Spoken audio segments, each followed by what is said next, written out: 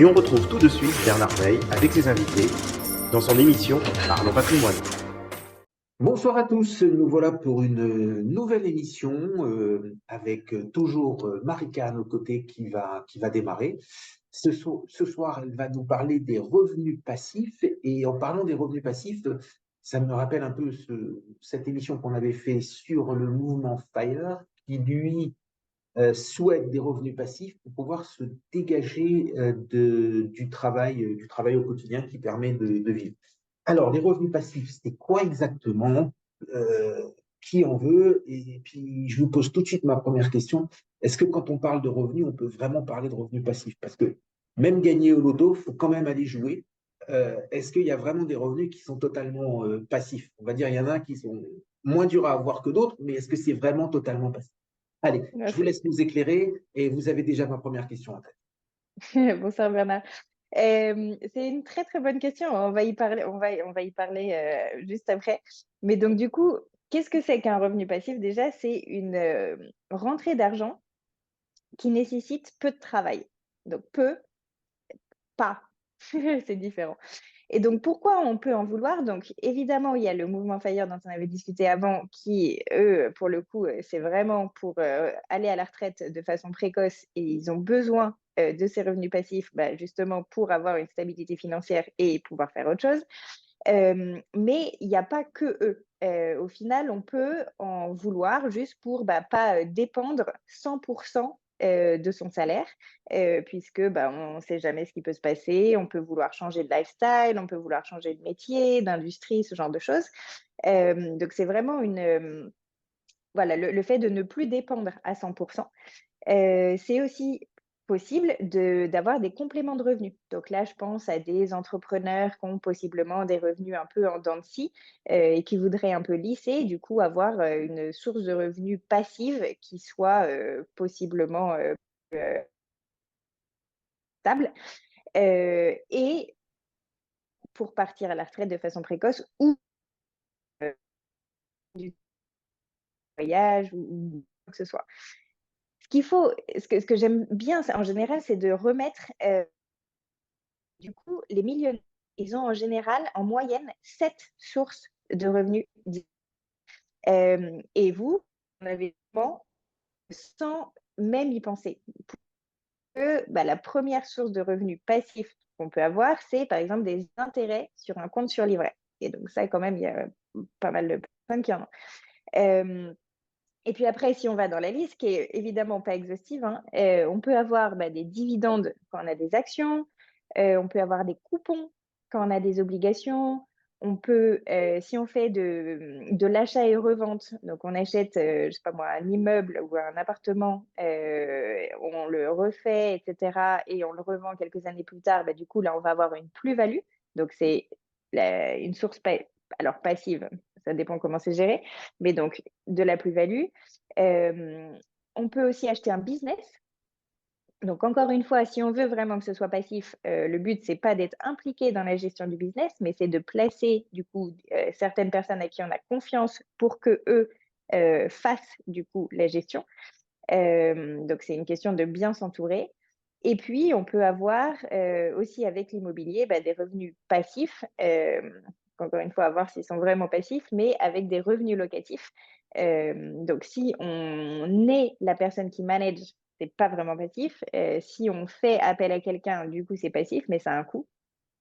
Et i c'est possible aussi de faire, bah, des SCI, des SCPI pardon, donc des sociétés, civiles de placement financier, de placement immobilier, où là, pour le coup, il y a vraiment rien à faire. Donc la Alors, mais attendez, question je vais oui, vous interrompre. Je voudrais qu'on arrive à donner quand même une petite définition du revenu passif parce que, alors, c'est vrai que quand vous avez de l'argent sur un livret A, on va dire, ou sur un livret de développement durable, des choses comme ça, OK, il n'y a vraiment rien à faire.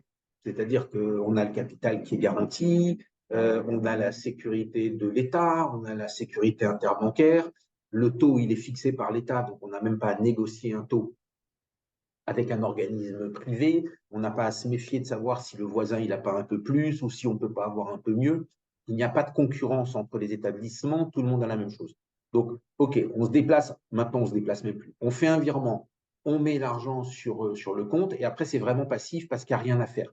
Mais dès qu'on va aller vers des SCPI, ce n'est pas aussi passif que ça.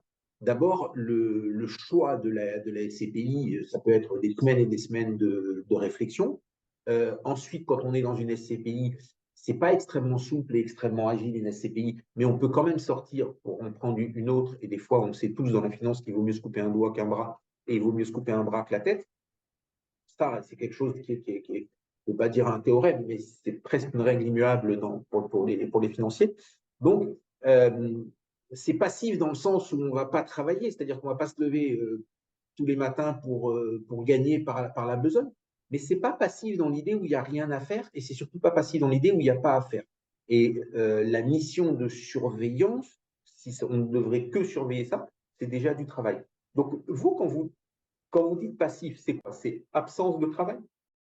Alors, c'est peu de travail, donc c'est pas l'absence et surtout, ce qu'il faut bien avoir en tête, c'est qu'au départ, il y a du travail. C'est une fois que c'est mis en place, du coup, bah, ça devient passif. Pourquoi? Bah, parce que, c'est une fois de temps en temps, peut-être surveiller, ce genre de choses. Mais c'est comme si, je sais pas, vous voulez faire, un cours en ligne et cetera, bah, pour créer le cours, il y a beaucoup de travail parce qu'il faut réfléchir à la stratégie, la structure, il va falloir enregistrer, et cetera. Donc ça, du boulot. Mais une fois que le cours il est en ligne, bah, du coup, vous êtes en train de dormir et il y a quelqu'un, en Asie ou, aux États-Unis qui peut acheter le cours sans que vous ayez, pardon, agi pour. Donc ça, c'est passif dans le sens où il y avait du travail au début, mais n'empêche que, bah, ça tombe, sans trop de travail maintenant et c'est la même chose dans tous les revenus qu'on peut avoir, bah, financiers. Le choix d'une SCPI, bah, clairement, il faut se poser les bonnes questions parce qu'en plus, il y a des problèmes de liquidité, on va pas c'est pas comme si on va vendre comme ça. Donc il y a un travail en amont, mais une fois que le travail est fait, une fois qu'on a une bonne vision, une fois qu'on a investi, bah, là, pour le coup, ça rentre, sans, encore une fois, trop d'efforts, à part un peu de suivi. Vous voyez, moi, je pense que c'est plutôt un des travers des influenceurs aujourd'hui où ils aiment bien donner cette idée de travail passif, mais de revenus passifs, donc de revenus passifs qui seraient sans le travail. Mais, mais j'y crois pas trop et même pour tout vous dire, ça me met un peu mal à l'aise. Je vais reprendre un exemple qui va un peu dans votre sens, mais je pense à un artiste qui crée une œuvre, qui crée une toile, et qui ensuite va en faire une lithographie, voire même une affiche, voire même quoi qu'il en soit. On est juste dans la reprographie. Bien sûr, ce n'est pas lui qui va aller à l'usine le matin pour faire tourner des choses. En revanche, euh, en termes de passivité, c'est où il a un agent qui s'occupe de ça. Et là, il y a vraiment des gens qui travaillent. Donc, il y a vraiment des gens qui travaillent pour vendre de la litho, vendre de l'affiche, vendre des assiettes, ou alors il le fait lui-même. Et s'il ne fait rien, ben ses revenus ils vont vraiment être passifs. Ils vont être passifs et proches de zéro. Alors que s'il se donne du mal, s'il contacte, s'il fait des expos, s'il il va dans des lieux, s'il se fait connaître, s'il essaie d'avoir un peu de radio, un petit peu de télévision, donc on va être dans du travail, ça n'aura plus rien de passif, même si quand quelqu'un va cliquer sur Amazon pour acheter un t-shirt, les 4 euros vont aller directement dans son compte.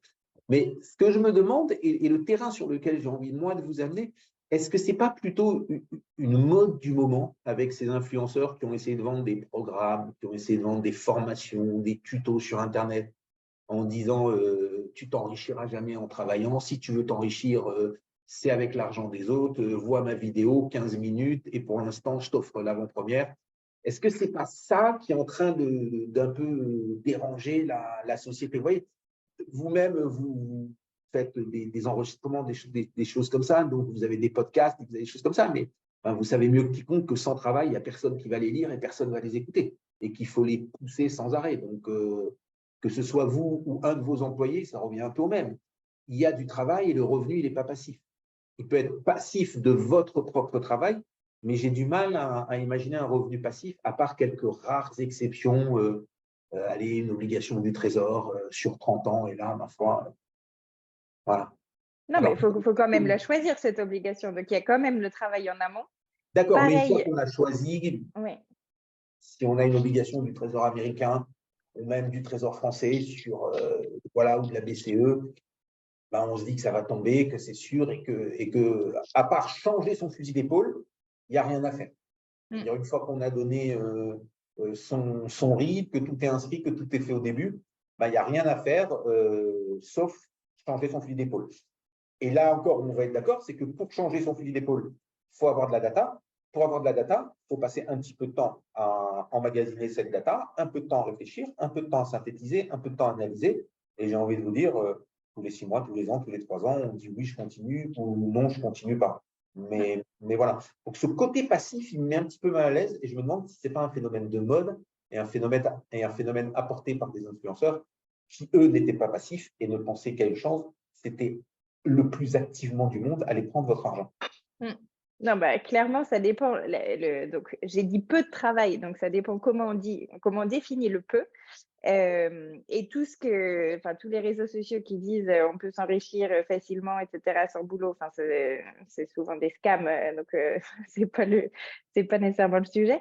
Mais donc, encore une fois, c'est comment essayer de créer différentes sources de revenus pour avoir de la flexibilité, qu'on soit entrepreneur et avoir plus de stabilité, que si un jour on a envie de changer de travail, du coup, on ne soit pas un peu coincé parce que si on a envie de changer de domaine, peut-être que les payes sont différentes, etc. Ça, moi, je trouve ça plutôt inspirant. Donc, passif, oui, quand même un peu de boulot. Et à chaque fois, pour que ce soit le plus passif possible, en fait, il faut qu'on soit accompagné. Donc, quand on a, je sais pas, on a investi dans des appartements physiques, clairement, si c'est à soi de gérer, c'est du travail. Il y a les travaux, les changements de locataires, enfin, bref, donc c'est vraiment du boulot. Faire sous-traiter, pour le coup, il y a moins de travail, mais du coup, il y a moins de rendement. Donc, c'est toujours trouver un peu qu'on appelle le sweet spot pour avoir des revenus, mais non plus que ça ne devienne pas quelque chose qui nous rajoute de la charge mentale ou autre, quoi. Bon, et alors, on a un autre revenu passif, donc on va clôturer là-dessus, on va en parler 2 minutes quand même, puisque c'est un sujet d'actualité. Donc, on commence à travailler plutôt jeune, on continue jusqu'à 64 ans et on déclenche sa retraite. Et là, on a un vrai revenu passif, n'est-ce pas? Oui. Là, il est vraiment passif, il n'y a rien à faire, Ouais. il y a juste à donner son RIB. Et ensuite, si on ne change pas de banque, un certificat de vie une fois de temps en temps pour prouver qu'on est toujours là et qu'elle n'est pas indue. En revanche, ce revenu passif, sa construction tout au long d'une carrière est absolument pas passive. C'est-à-dire que bon, il y a des choses où on est soumis à des lois du pays dans lequel on vit, mais après en se déplacement, il y a des pays où les lois sont plus dures, moins dures, plus encadrantes, moins encadrantes. De tous les pays développés au monde, il y a des systèmes permettant de compléter et permettant d'organiser avec, bon, en France, on parle de cotisation obligatoire, cotisation facultative, mais de toute façon, on est tous dans le facultatif. Enfin, avant que les retraites soient inventées, les gens cherchaient déjà à économiser et à mettre de côté pour quand ils seraient faibles, vieux et plus en état de travailler, quoi. Vous avez même la technique africaine, bon, je dis ça avec beaucoup d'humour, qu'on ne vient pas chercher des coups dans la tête, qui est de dire on va faire beaucoup d'enfants, il y en aura toujours un qui réussira et qui s'occupera de nous. Mais là aussi, pour faire des enfants, il faut être actif. Hein. Ça ne se fait pas tout seul et après, ça ne grandit pas tout seul. Donc voilà. Mais moi, Marika, ce que je vais retenir de cet enseignement, de cette petite formation que vous nous avez fait, c'est que la frontière, elle est beaucoup plus fine qu'on croit. Elle est beaucoup moins existante qu'on croit. Et c'est peut-être plutôt une question de mode et de génération où on cherche avec le côté passif, c'est plutôt le côté un petit peu, ça me fait penser à une vieille publicité, il fait trop chaud pour travailler, de faire croire aux gens qu'en suivant un chemin, ils pourront avoir de l'argent ou des revenus sans travailler. Voilà. Et après, bon, dans la gestion de patrimoine, donc là, je vais revenir à mon métier. Autant ça peut paraître très bizarre et très surprenant à des gens qui n'ont pas de patrimoine, mais quand vous avez un patrimoine, l'essentiel de votre travail, c'est de ne pas le perdre. C'est-à-dire que les trois grands piliers du gestionnaire de patrimoine, c'est petit 1, on ne perd pas l'argent du client. Petit 2, on essaye de au moins garder la valeur, donc en lui faisant gagner l'inflation chaque année pour avoir une conservation de la valeur. Donc petit 1, pas de perte. Petit 2, conservation de la valeur. Et petit 3, si on peut lui en faire gagner, c'est encore mieux. Mais les deux premières grandes étapes d'un gestionnaire de patrimoine, c'est d'abord être sûr que le client va pouvoir conserver le patrimoine qu'il a quand vous le rencontrez. 2, que vous allez être en capacité de conserver à son patrimoine sa valeur. Et 3, ma foi, si on lui fait gagner un peu de sous, eh ben, c'est encore mieux. Allez, je vous laisse conclure et après on passe à nos autres invités qui nous ont tous rejoints sur notre plateau. Non, ben, je suis d'accord. Enfin, moi, en tant que donc, ma génération, je trouve ça plutôt chouette, les revenus passifs. Enfin, c'est quelque chose qui m'attire et que je travaille pour. Donc, en ce moment, j'en ai certains qui sont passifs, j'en ai certains où je travaille pour qu'un jour ce soit passif. Voilà, donc il faut, encore une fois, mettre le curseur là où on le veut. Mais oui, je trouve avoir plusieurs sources de revenus, je trouve ça personnellement rassurant. Allez, j'ai quand même une dernière question. Comme Colombo, juste une petite dernière. Est-ce que c'est en étudiant le mouvement FIRE que ça vous a donné cette inspiration donc, de créer des revenus dits passifs pour pouvoir un jour ou l'autre vous exonérer d'un travail qui est actif? Clairement. Non, et puis c'est un peu, enfin, je travaille, mais je suis passée de trader à coach. C'est clairement pas le même rythme, même si j'adore ce que je fais, je suis très contente. Mais du coup, j'ai déjà un petit peu réduit la voilure en créant mon business, même si je suis très contente de comment ça performe, etc. Mais du coup, pourquoi je peux justement un peu baisser en termes d'intensité, c'est parce que j'ai pas mal investi et que justement j'ai ces types de revenus qui m'aident. D'accord. OK. Ben, mille merci pour cette participation et on vous dit à dans 15 jours pour une nouvelle participation avec un nouveau sujet qu'on ne vous dévoilera pas aujourd'hui et on va laisser la surprise venir petit à petit. Merci beaucoup, Merci Marika. beaucoup. À très bientôt. Eh ben, il est maintenant temps pour notre édito sur lequel on réagira tous ensemble derrière. Alors, aujourd'hui, les deux mamelles de la croissance.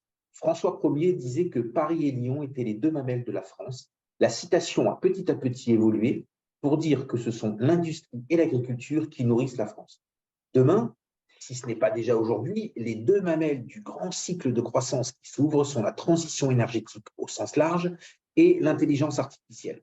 Cela sera porté, si ce n'est téléporté, par les grands plans de relance, de refondation ou de modernisation. En France, nous avons vu les retraites, qui d'une manière ou d'une autre est un peu un plan de relance puisqu'on va faire travailler les gens plus longtemps.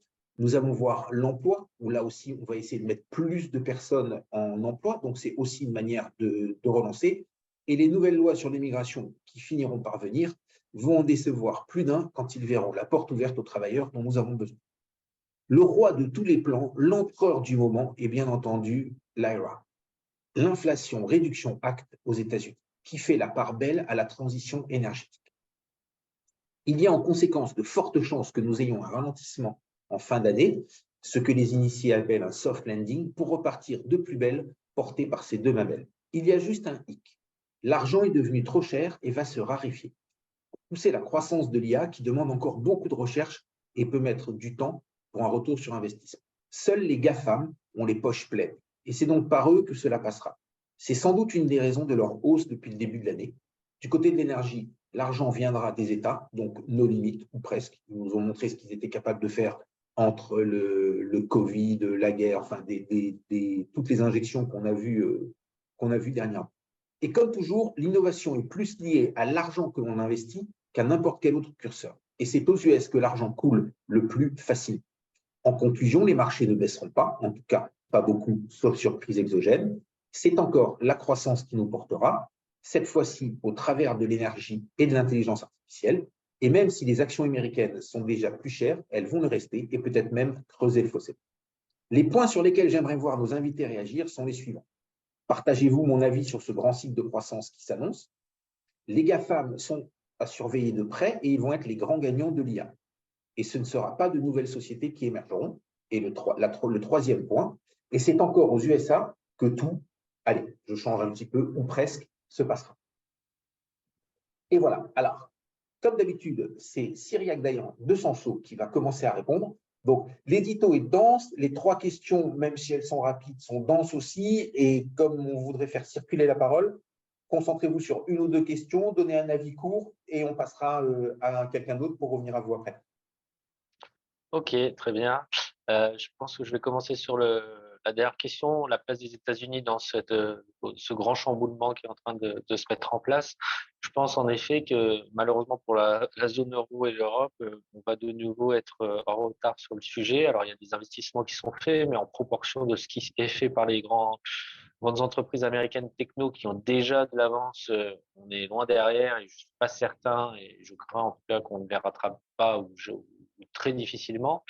Peut-être un endroit où il y a une capacité de résistance parce que l'économie a été construite de cette manière-là, c'est la Chine, hein, où clairement il y a une volonté forte des autorités chinoises de développer leur propre industrie techno. On a les Alibaba, on a d'autres sociétés moins connues en Europe, aux États-Unis, qui sont vraiment aujourd'hui extrêmement actives et qui ont des moyens. La question pour les entreprises chinoises, ça va être finalement, est-ce que les Américains, en tout cas principalement les Américains, vont un peu leur couper l'herbe sous le pied en limitant les exportations des produits, on parle des semi-conducteurs en particulier, qui sont nécessaires au développement de cette industrie d'intelligence artificielle. Ça, c'est la vraie question. Mais pour répondre de manière très claire, oui, aujourd'hui, c'est aux États-Unis que ça se passe. Demain, ça sera aux États-Unis et ça va être un booster au niveau de l'activité, mais aussi au niveau des entreprises. Et donc, ça justifie de payer aujourd'hui les actions américaines plus cher que les actions européennes et ça sera encore le cas sur les 10 prochaines années, à mon avis. Alors, je vais demander à Bruno Zaraya de réagir sur ce que vous dites. Alors, Bruno, bonsoir. Attention, après, vous allez parler de votre fonds et que de votre fonds. Donc, on va essayer de ne pas mélanger les deux, de laisser la présentation du fonds Ginger pour tout à l'heure et là, de se concentrer vraiment sur la réaction de Cyriac à la question. Et c'est encore aux États-Unis que tout se passera. Ce qui est intéressant avec votre avis, c'est que vous avez un fonds qui est européen. Si je ne dis pas de bêtises, il est que européen. Il n'y a aucune valeur américaine dans votre fonds, n'est-ce pas? Aucune. Ok, allez, je vous laisse réagir, rebondir, contredire sur cette question et la première réaction de Cyriac. Bonjour à toutes et à tous. Écoutez, la réaction est difficile parce que la question est difficile. Déjà, la question au début était compliquée. Je crois qu'en effet, les États-Unis sont drivers de beaucoup de choses pour l'économie et pour beaucoup d'activités mondiales. Je crois que la leçon du Covid, on est encore dedans, a été la relocalisation de beaucoup d'activités. Longtemps, on a cru que la Chine serait l'usine du monde, on a cru que les États-Unis seraient le moteur du monde. Et je crois qu'aujourd'hui, justement, ça participe beaucoup à l'inflation. Excusez-moi, la relocalisation dans les différentes zones fait que vous aurez une zone américaine, une zone européenne, une zone asiatique, et que finalement, cette mondialisation différente ou cette fin de mondialisation génère probablement des zones de croissance très importantes que vous avez soulignées. Je crois que par rapport à votre question, c'est un petit peu le début de dire les GAFAM ou de parler de ces sociétés qui tirent justement les indices, notamment américains. C'est la première fois aux États-Unis qu'aussi peu de valeurs tirent les indices et la valorisation. Je crois que, on peut avoir des certitudes sur les thèmes et vous avez raison, la transition est une certitude, comme l'environnement, mais en 2000, on aurait fait cette conférence ensemble, on aurait dit que la technologie était la certitude des 20 prochaines années et en 2000, à l'époque, c'était Yahoo et Nokia et ces 2 entreprises sont en grande difficulté aujourd'hui, voire ont quasiment disparu. Donc il faut dissocier la thématique de la façon de la jouer et je crois qu'aujourd'hui, on atteint des valorisations qui sont pas du tout raisonnables puisque nous, on vient parler de macro en croissance haute, mais il faut aussi parler de prix.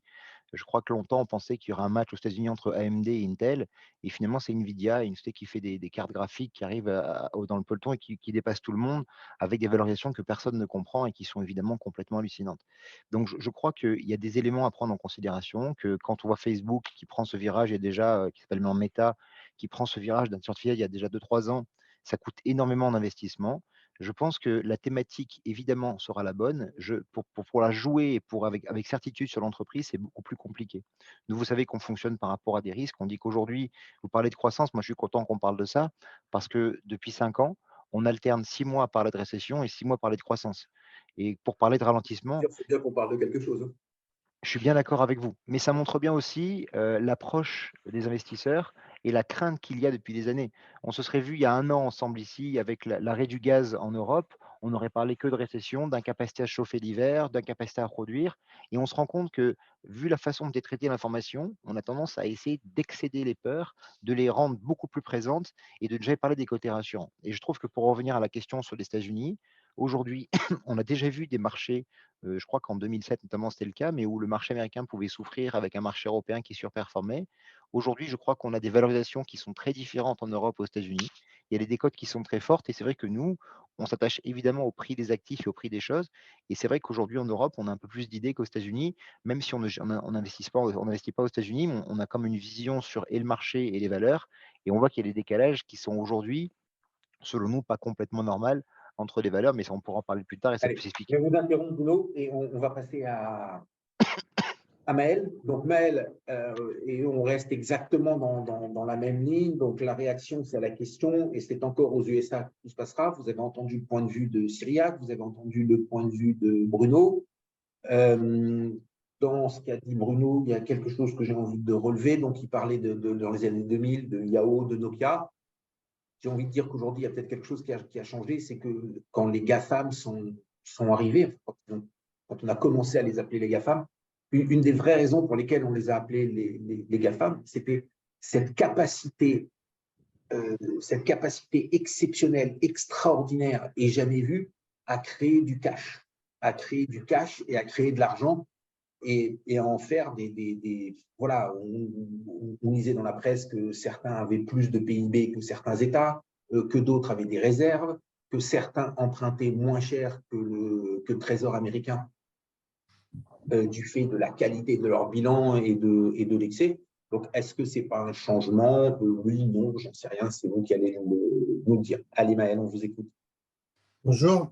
C'est intéressant ce qui a été dit. Moi, je trouve que le point positif, c'est la croissance, hein. C'est vrai que c'était un peu morose quand même depuis quelques mois. Et là, on reparle de croissance pour les mois à venir. Donc ça, c'est déjà un bon point. Moi aussi, je n'arrive pas à lire dans une boule de cristal. Donc, vous dire ce qui va se passer, c'est difficile. Ce que je vois en tout cas, c'est que, comme le disait Bruno, suite au Covid, on réindustrialise beaucoup. Là, j'ai vu que dans le nord de la France, on allait créer une des plus grandes usines de fabrication de batteries avec une coalition de différents constructeurs européens, donc allemands, français, entre autres. Donc, on réindustrialise beaucoup ici. C'est sûr que les GAFAM, elles sont essentiellement américaines. Et donc, les Américains, forcément, ces GAFAM, elles ont du cash. Et donc, c'est ceux qui vont investir le plus dans la recherche. Et donc, ils vont avoir un temps d'avance. Mais en général, quand ils ont un temps d'avance et qu'ils ont beaucoup de cash, ils rachètent la technologie des autres. Donc, ils vont racheter des technologies chinoises pour moi et des technologies européennes, j'espère. Donc, c'est sûr qu'ils vont tirer le marché vers le haut et ils vont être en avance. Néanmoins, on va arriver à tirer notre épingle du jeu. Moi, je suis sûr qu'ils vont investir énormément en Europe pour leur développement. Donc, l'un dans l'autre, on sera peut-être derrière, mais on ne fera pas tant à la traîne que ça, j'espère. OK. Alors, on va passer à une autre question. C'est moi qui vais la choisir. La première qui me paraissait quand même la question la plus importante. Alors, c'est vraiment la question la plus casse-gueule aussi. C'est partagez-vous mon avis sur ce grand cycle de croissance qui s'annonce. C'est-à-dire que, en substance, ce que je vois, c'est que, OK, on a fait notre hausse des taux. Peut-être qu'elle n'est pas finie, mais de toute façon, l'essentiel est passé. Et il pourrait y en avoir une ou deux petites derrière comme ça pour faire du déréglage fin. Mais l'essentiel de la hausse des taux est passé. Donc, je vous rappelle aux auditeurs que la hausse des taux, les banques centrales décident les taux courts. Après, c'est l'économie qui va décider de la quantification des taux. Et là, il peut se passer encore beaucoup de choses, beaucoup de surprises ou des choses qu'on a du mal à comprendre ou qu'on n'anticipe pas aujourd'hui. On voit en Chine qu'il y a un petit peu du mal à produire comme ils voulaient produire. Donc, ça va amener un petit peu de déflation. Et les Chinois ne vont pas se laisser faire. C'est-à-dire que tout le monde veut réindustrialiser. C'est des vrais commerçants, les Chinois, c'est aussi des vrais industriels. Et ils ne vont pas se laisser faire et ils vont se battre pour amener leurs marchandises. Et on le voit déjà venir avec les voitures, où ils vont se battre dur pour implanter leurs voitures dans les pays développés. Donc, moi, à mon avis, on va vers un grand cycle de croissance porté par ces deux labels que j'appelais l'IA et la transition énergétique. Et cette fois-ci, c'est Bruno, c'est vous qui allez commencer sur ce sujet. Alors, Une des particularités de votre fonds, c'est qu'il y a beaucoup de batteries, il y a beaucoup de batteries, il y a beaucoup de calculs, il y a beaucoup d'analyses. Je ne sais pas si ces points-là, vous les analysez en particulier, mais en tout cas, c'est beaucoup de data qui remontent avec lesquelles vous prenez des décisions. Est-ce que vous partagez mon avis? Tout à fait, pas tout à fait, un peu ou pas du tout? Alors déjà, vous avez raison de le souligner, notre fonds a une particularité, c'est qu'il s'assoit sur deux jambes. Une jambe fondamentale, dont on parle en ce moment, et une jambe qui est la lecture des risques, qui pour nous est le risque réel prospectif de marché. Et peut-être on en parlera un peu plus tard. Sur l'aspect fondamental, je partage une partie de votre avis dans la mesure où déjà, je m'excuse de parler de ça, mais ça me paraît important, c'est que avant de parler de cycle de croissance important à venir, il faut déjà valider le fait qu'on vient de connaître un cycle de croissance important passé. Parce que beaucoup de gens nous croient en récession tout le temps, on vous parle de choses catastrophiques, mais en fait, on vient de connaître un cycle de croissance important qui, je vous l'accorde et je vais dans votre sens, pour nous, est amené à perdurer. Alors, ça veut dire que, vous savez, dans les marchés, ce qui compte, c'est deux choses. C'est évidemment ce que vous allez appréhender à venir, mais aussi ce qui est pricé. C'est-à-dire que si vous avez déjà dans les prix d'une entreprise des choses très pessimistes, s'il se passe des choses moins pessimistes, c'est pas pour autant que c'est très gai, mais c'est quand même mieux par rapport au marché. Aujourd'hui, on a des marchés où les gens avaient anticipé depuis un petit moment des phénomènes plutôt pessimistes et donc impacté fortement les valorisations de ce point de vue-là. Par rapport à la croissance dont vous parlez, je crois que les phénomènes de relocalisation impliquent forcément plus de croissance. Ça veut dire que vous allez démultiplier. Avant, quand vous aviez une usine qui faisait une chose en Asie, maintenant vous avez la même qui va faire pareil en Europe. On parlait tout à l'heure des batteries. Et c'est vrai que c'est intéressant de voir ce qui se passe au niveau des batteries et de la volonté européenne d'être indépendant aussi bien énergétiquement, ce qui a un coût, qu'au niveau des technologies. On aura pareil aux États-Unis. Et ça, forcément, quand vous avez les trois actifs, ben, c'est plus de croissance puisqu'il faut plus de personnes, plus d'usines, plus de matériel. Et ça va se ressentir. Je crois qu'aujourd'hui, la nouvelle qui est intéressante, et ça corrobore un peu vos propos, quand vous regardez les résultats d'entreprises européennes au premier trimestre, vous vous rendez compte que ben, elles n'ont pas de rupture de croissance, au contraire, et que pour beaucoup d'entre elles, c'est le cas de Saint-Gobain, c'est le cas d'Infinion, c'est le cas de Valeo, ont des carnets de commandes très pleins pour les prochaines années avec des niveaux de marge assez élevés. Et ça, ce sont plutôt des signaux de croissance qu'une récession. En règle générale, on a du mal à augmenter les prix quand on est en récession. Donc tout ça, je dirais, corrobore un petit peu votre analyse et votre discours. Et je pense qu'en effet, il y a un point qui est important, et ça, c'est quelque chose qui est abstrait à le moment où on parle, c'est que on est dans une phase d'innovation dans énormément de secteurs pour les prochaines années. C'est vrai dans le médical, c'est vrai dans la construction, c'est vrai dans l'informatique, c'est vrai aussi dans les voitures autonomes ou autres. Donc ça veut dire que tout ça sera probablement source de croissance sur des secteurs qui seront nouveaux, qu'il est peut-être aujourd'hui difficile d'appréhender, mais qui vont exister, qui vont probablement permettre de tirer l'économie vers autre chose. Je ne crois pas qu'il y aura que l'IA pour tirer l'économie. Ça sera une aide à beaucoup d'acteurs et beaucoup d'actifs, mais ça sera pour nous une aide sur autre chose, notamment les industries, les technologies ou autres. Et donc, nous, Alors, aujourd'hui, c'est vrai que… je vous interromps. Est-ce que vous, dans votre société, vous avez déjà parlé, pensé ou commencé à intégrer l'IA dans vos réflexions et surtout dans vos matrices d'analyse de risque? Juste, Alors, dites-moi oui ou non. Avez-vous pensé oui? je vais vous faire une réponse terrible parce qu'en fait, oui et non. Je vous D'accord. explique pourquoi. Oui, parce que c'est l'avenir. C'est l'avenir, vous avez raison. Et non, parce que ce n'est pas encore optimum. Mais comment on y a déjà pensé? Vous savez, ce qui compte par rapport à l'IA, c'est l'intégration de la donnée dont vous aurez besoin demain. C'est-à-dire qu'en fait, de savoir aujourd'hui l'ensemble des données dont vous aurez besoin demain permet d'organiser, de stocker la donnée pour que le jour où l'IA soit disponible et efficace, on puisse justement l'appréhender et l'organiser au mieux.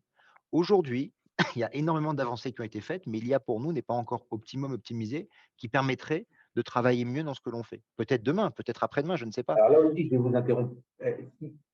Si vous vous rappelez, d'ailleurs, il faut y arriver à se rappeler, la première fois que vous avez travaillé avec un ordinateur et comment vous travaillez aujourd'hui avec un ordinateur, est-ce que vous pensez que votre premier ordinateur était optimum et optimisé? Absolument pas. Voilà. Mais, mais Donc, mon premier, mais c'était un… on a un outil qui arrive. C'est notre regard sur la technologie qui a pensé, qui a évolué. C'est-à-dire qu'on voit qu'on en est au début. Mais les premières télévisions qu'on a eues, elles n'étaient ni optimum ni optimisées. C'était des espèces d'armoires à glace en noir et blanc. Les premières voitures qu'on a eues, elles étaient ni optimum ni optimisées. Mais à un moment, il faut bien démarrer. Et là, ce qu'on a la chance d'assister, c'est que l'intelligence artificielle, elle est née devant nous, enfin, elle a été enfantée devant nous. C'est notre génération et notre génération au sens large. comme Internet, hein. Oui, alors Internet, c'est quelque chose qui est né dans les années 60, qui a été utilisé par l'armée, qui petit à petit s'est dévié vers les universités. Et ensuite, il y a eu une idée de mettre ça au grand public et d'y amener une utilisation de tout pour tout le monde. Mais c'est quelque chose qui a germé dans les années 60. Donc, pour avoir 20 ans dans les années 60, il faut être né dans les années 40. Oui. Donc, je pense qu'on n'est pas tout à fait sur la même échelle. On va dire que l'Internet dans la PME, PMI, ou l'Internet chez le particulier, c'est né avec nous. Mais l'Internet, il n'est pas né avec nous. Alors que l'intelligence artificielle, elle est née avec nous. Et peut-être qu'il va falloir attendre longtemps pour qu'elle soit pour tout le monde et partout, mais vu l'argent qui est investi, franchement, aujourd'hui, moi, comme beaucoup de gens, je m'amuse avec ChatGPT sur l'iPhone, au lieu d'aller scroller TikTok, que j'ai d'ailleurs dégagé de mon iPhone. Maintenant, je pose des questions, des fois drôles, des fois intelligentes, à ChatGPT, et je vois bien qu'il y a quelque chose qui est en train Bien sûr, de naître là-dessus. Alors, on reviendra à vous tout à l'heure pour bien sûr. le troisième sujet. Maël, donc ce sujet du cycle de croissance. C'est intéressant, mais je reprends à compléter ce que vous disiez, parce que je trouve ça intéressant. Je ne sais pas si vous avez vu le nouveau casque là, de Apple là, qui va sortir. C'est un ordinateur en 3D qui mélange de l'intelligence artificielle. Et donc, vous pourrez tout gérer avec vos mains, comme dans Minority Report. Là, vous pourrez bouger avec vos mains et vous pourrez, ce sera un nouvel ordinateur. D'ailleurs, j'ai lu que vous alliez en offrir à vos partenaires pour la fin Bien d'année. sûr, bien sûr. J'ai vu que c'était 3 000 € le casque. Non, mais il y a 2 points importants quand même dans ce que vous disiez. Vous avez dit il y a 2 mamelles, c'est l'IA et l'ESG. Alors l'ESG, je ne sais pas si c'est par choix ou par conviction ou on nous l'impose, mais en tout cas, c'est quelque chose qui rentre dans le paysage financier actuel. On n'a pas vraiment le choix, on est obligé de s'y mettre. C'est assez drôle, on me demande toujours si nos clients ils choisissent des fonds pour leur qualité green ou pour la performance. Je trouve que ça commence à changer. Jusqu'à présent, je disais toujours que c'était vraiment, ils choisissaient d'abord la performance. C'est en train de changer. Et donc, l'ESG, ça va être un point, à mon avis, le régulateur, de toute façon, nous l'impose. On va être obligé d'y passer. Ça va être un point qui va bouleverser complètement nos métiers de demain. Donc, ça aussi, c'est un phénomène qui va créer une sorte de croissance. C'est quelque chose d'un peu nouveau, tout comme l'intelligence artificielle. Ça crée de la croissance. Alors, je ne suis pas mieux placé, comme je le dis à chaque fois, pour en parler, mais moi, je trouve aussi que les marchés ils sont extrêmement hauts. Ça corrige un petit peu, mais on prend les bénéfices et ça reste extrêmement haut. De là à penser qu'il y a un relais de croissance encore pour l'année prochaine, je ne sais pas. Moi, je pense que ça peut peut-être un peu corriger d'ici la fin de l'année et l'année prochaine repartir, parce que de toute façon, les taux d'intérêt, ils vont être obligés de les rebaisser. Il y a plein de secteurs qui sont sinistrés. L'immobilier, par exemple, c'est complètement sinistré. Donc, ils vont être obligés de faire un effort. Et en faisant cet effort-là, ça va donner un appel d'air sur les marchés financiers. Ok, alors bon, l'immobilier c'est sinistré, j'ai vraiment envie de répondre, mais je pense que c'est dans 15 jours que je répondrai à ça parce que je suis loin d'être sûr d'être aussi d'accord que ça et j'ai l'impression qu'on est en train de monter quelque chose, on fait monter la mousse pour quelque chose où il n'y a pas vraiment la mousse à monter, voilà, à baisser. Ok, nous les financiers, on est tellement habitués à voir des marchés baissiers, un coup c'est les États-Unis, un coup c'est les actions, un coup c'est les Il ne se passe obligations. plus rien. Je veux dire, l'année dernière, tout le monde, c'est-à-dire tous les gens qui sont venus sur cette radio, tous les gens qui ont parlé, tous les spécialistes obligataires, les économistes et tout, ont tous fait état d'une crise obligataire historique et plus forte que jamais auparavant. C'est-à-dire, des gens venaient vous expliquer, graphique à l'appui, avec des chiffres, qu'elle avait été plus forte qu'en 1929, plus forte que tout, et qu'on n'a jamais connu une crise obligataire aussi forte que celle-là. Ça a fait quelques lignes dans les échos, un peu à droite, un peu à gauche. Les fonds obligataires ont baissé, c'est fini, c'est effacé. Donc là, on a quoi? En immobilier, on a globalement une petite baisse des prix, une forte baisse des ventes, d'ailleurs des transactions qui empêchent la baisse des prix et qui évite un crack ou un truc comme ça. Bon, allez, je ne m'étends pas plus, mais on en parlera beaucoup plus dans 15 jours. On passe à Cyriac maintenant. Rapidement, si vous partagez mon avis sur ce grand cycle de croissance qui s'annonce, ou si vous avez un avis différent ou opposé, et ensuite vous enchaînez tout de suite sur les GAFAM, ce que vous pensez donc de la deuxième question. Est-ce que les GAFAM sont à surveiller près et est-ce que ce sera eux les grands gagnants? Est-ce que vous pensez ça ou est-ce que vous ne le pensez pas ou est-ce que pour l'instant vous ne pensez rien parce que les choses ne sont pas assez claires? Alors, sur la croissance, moi, je serais peut-être un peu moins optimiste que vous pour une raison qui est assez simple. C'est-à-dire qu'à horizon 10 ans, oui, l'intelligence artificielle et l'intégration des enjeux écologiques vont être un booster de croissance. Je pense que c'est important. Maintenant, il faut aussi voir qu'on est dans des économies qui fondamentalement on ne sont pas des économies avec des croissances très fortes, hein. On n'est pas des pays émergents, en tout cas dans les pays développés, que ce soit aux États-Unis et encore plus en zone euro. Quand vous regardez la démographie, quand même un vrai facteur qui joue sur la croissance, elle n'est pas favorable. Donc, j'aurais tendance à dire que ça va booster un peu la croissance sur les 10 prochaines années, mais je ne pense pas que ça va multiplier par 2 la croissance potentielle de la zone euro ou des États-Unis. Ça, c'est le premier point. Et le deuxième point, c'est que les marchés regardent rarement à 10 ans, on regarde plutôt à 6 mois ou à 9 mois. Et aujourd'hui, je serais peut-être un peu plus mitigé parce que on a un soft landing que vous citiez qui semble se matérialiser. Alors aux États-Unis, il faut rappeler qu'en récession, en zone euro, on est en récession. Alors pour de manière très très technique, mais techniquement, si on regarde les choses, on est en récession. On a 2 trimestres d'affilée qui sont négatifs de -0,1. Enfin, le deuxième a été révisé et nous emmène à -0,1, donc on est en récession. Donc, je pense que les indicateurs avancés, quand on regarde au-delà des PMI qui restent bien orientés, mais les indicateurs de confiance, la distribution de crédit, un certain nombre d'indicateurs me font dire qu'on pourrait avoir quelques mois un peu moins agréables au niveau économique et ça serait assez cohérent avec ce que disait Maël, donc peut-être une respiration sur les marchés à ce moment-là pour un rebond, une reprise sur 2024. C'est des choses, s'il n'y a pas un peu un loup dans la bergerie, un black swan, quelque chose qu'on n'a pas vu. Il faut rappeler en mars, on parlait quand même d'une crise bancaire aux États-Unis, les hausses de taux que vous avez citées qui sont historiques. On n'a pas encore pris l'ampleur de l'impact que ça a sur l'ensemble de l'économie et c'est en train de se matérialiser progressivement. Donc j'aurais une vision un peu plus modérée ou un peu plus mitigée sur l'économie sur les prochains trimestres.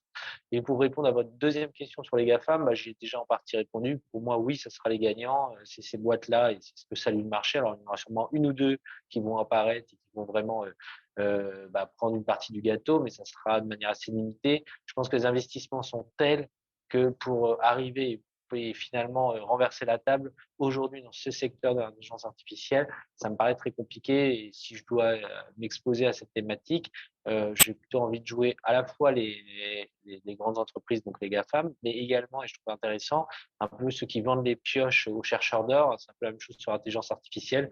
Donc voilà, les microprocesseurs, le côté vraiment technique, comment on produit une intelligence artificielle, qu'est-ce qu'il faut comme industrie. Je pense que c'est une bonne manière de s'exposer à cette thématique aujourd'hui. Alors, Nvidia a symbolisé ça, mais il n'y a pas que ça. ASML aussi en Europe pour le coup. Et il y a d'autres boîtes qui sont moins connues, mais qui peuvent permettre aussi de s'exposer là-dessus. Donc j'aurais un portefeuille un peu mixte avec les grands gagnants qui sont assez visibles, mais aussi ceux qui fournissent ces outils qui permettent finalement de développer l'intelligence artificielle. Ok, c'est très bien. Allez, on va laisser Maël réagir sur les GAFAM. Ensuite, ça sera Bruno, puisque Bruno, comme il n'en a pas dans son portefeuille, on va voir comment il pense par rapport à ça. Donc, vous, les GAFAM, Maël? Moi, je pense qu'ils sont en train de aussi pas mal d'évoluer, hein. Je suis un peu d'accord pour dire que c'est eux qui tirent un peu aujourd'hui la croissance aux États-Unis. Il y a une concentration d'entreprises qui a beaucoup de cash, qui investit beaucoup et c'est même souvent représenté par une personne. Je trouve ça assez intéressant. À chaque fois, c'est incarné par une personne et donc en fonction comment je pourrais dire, de cette personne, ça peut faire évoluer le cours plus ou moins à la hausse ou à la baisse. Je trouve ça assez marrant. Mais en l'occurrence, les GAFAM, ils sont à la pointe, ils ont beaucoup d'argent, et donc forcément, c'est eux qui vont financer, comme je le disais tout à l'heure, l'intelligence artificielle, c'est eux qui vont mettre beaucoup d'argent sur la table, et vraisemblablement, il y aura peut-être de nouveaux entrants, espérons, mais il n'y a pas de raison de penser qu'ils ne vont pas faire encore une très belle année, et qu'ils vont tirer la croissance vers le haut. Ok. Allez, Bruno, on vous laisse vous exprimer sur les GAFAM et ensuite, ce sera Cyriac qui enchaînera avec son point marché. Alors, en fait, une fois de plus, je suis pas un spécialiste de ces entreprises. On les suit comme tout le monde parce qu'elles sont tellement grosses et elles sont tellement importantes qu'on ne peut que les suivre. La On question, regarde. je rappelle quand même la question, parce qu'il y a beaucoup à dire sur les GAFAM. Les GAFAM sont à surveiller de près et ils vont être les grands gagnants de l'IA. Point d'interrogation. Donc, ça c'est la ligne de votre réponse. Merci. Donc déjà, pour être un gagnant, en effet, il faut investir. Et ces gens-là investissent beaucoup plus que les autres. C'est-à-dire, si vous jouez pas, vous pouvez pas gagner. Donc ces acteurs aujourd'hui, que ce soit Amazon, que ce soit Facebook, Google ou d'autres, ont énormément investi. Et donc, comme tout acteur qui investit beaucoup, ils ont plus de chances de le trouver que celui qui cherche pas. Maintenant, Nous, ce qui nous intéresse aussi, c'est le prix de ça. C'est-à-dire que c'est un peu comme, vous savez, en France, on a le luxe qui a ses caractéristiques de croissance, de prix, c'est très différent. Mais il y a encore pas, pas longtemps, on expliquait que les valos de Christian Dior ou d'Hermès étaient aussi résultant du métaverse et que demain, on ferait des sacs virtuels et tout. Donc, il y a quand même des liens. Nous, on considère que le prix payé pour ces actifs aujourd'hui est très élevé. Autant on pouvait éventuellement se poser la question de regarder un Microsoft à 20 fois les bénéfices versus un L'Oréal à 44, même si on avait ni l'une ni l'autre.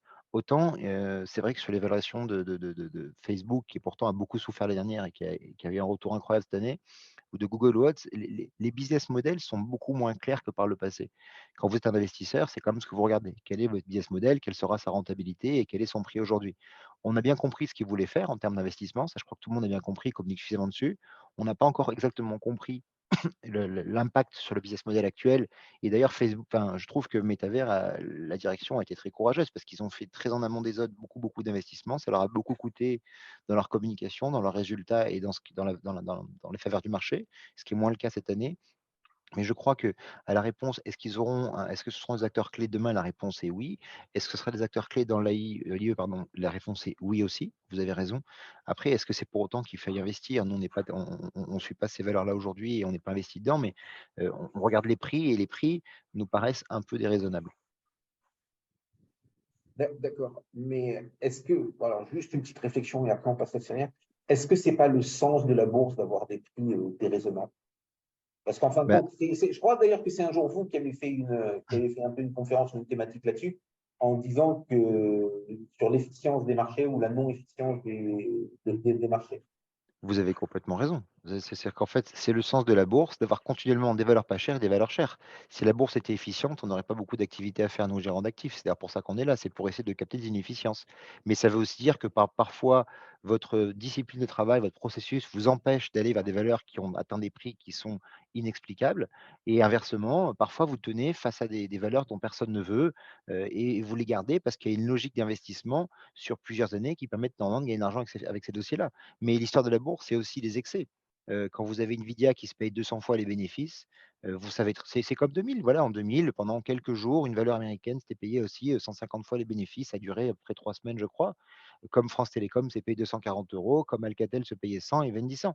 Bon, donc en fait, c'est une histoire qui se renouvelle sans arrêt. Mais c'est pas parce que l'histoire se renouvelle sans arrêt qu'on doit participer aux excès. Là où vous avez raison, c'est que parfois, quand vous allez vendre quelque chose qui vaut 50 et qui monte à 100, vous passez pour un idiot. Quand ça vaut 150, on vous dit que vous êtes incompétent, puis quand ça vaut 2, vous dites que c'est génial. Et on est rarement génial tous les jours. Et il faut accepter ça. Et c'est pas l'idée. L'idée, c'est d'avoir des investissements qui soient cohérents, intelligents et dans lesquels on croit. Ici, Leonard Cohen dit souvent une chose qui est intéressante. Il dit un bon gérant, c'est un gérant qui est capable de vous expliquer pourquoi il a chaque ligne en portefeuille, par rapport à des variations, par rapport à des convictions, par rapport à. Bon, aujourd'hui, nous, c'est notre travail, c'est donner un prix, un actif aujourd'hui pour demain.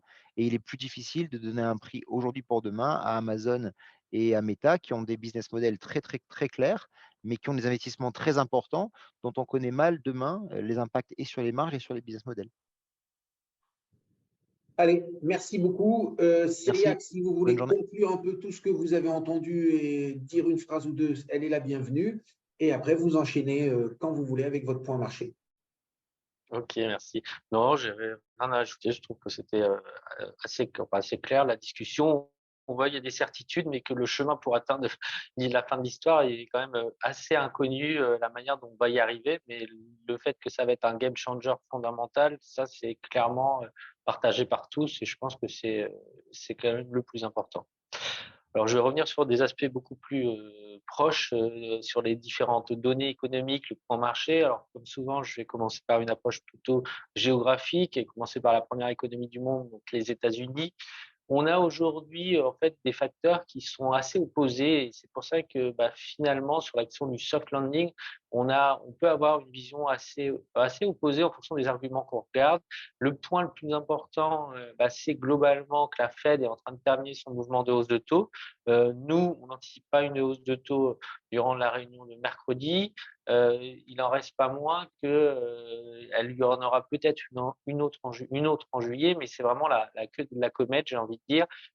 Après avoir quand même monté ses taux de manière historique, la Fed est aujourd'hui en train de parvenir à atteindre son objectif. Pour rappeler que l'inflation baisse aux États-Unis, on a le chiffre qui va être publié cette semaine, mais la dynamique, elle est quand même relativement bonne. Il reste un point négatif, c'est les salaires qui restent extrêmement élevés en termes de croissance. Alors, la croissance des salaires reste trop importante du point de vue de la Fed, mais tous les autres facteurs, je pense principalement à la partie biens, à l'immobilier, se sont retournés et côté inflationniste aujourd'hui est en train d'être un petit peu gagné. Enfin, le combat inflationniste est en train d'être gagné du côté de la Fed, donc c'est une bonne nouvelle à ce niveau-là.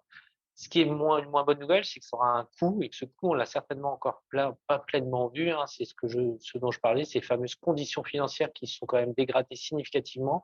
Et on sait qu'il faut entre 12 et 24 mois pour que ça atteigne réellement l'économie réelle. Et là, on va rentrer un peu, j'ai envie de dire, dans le dur de ces hausses de taux et l'économie américaine et la question, c'est est-ce que l'économie américaine va être capable de finalement en survivre à ces hausses de taux sans rentrer en récession.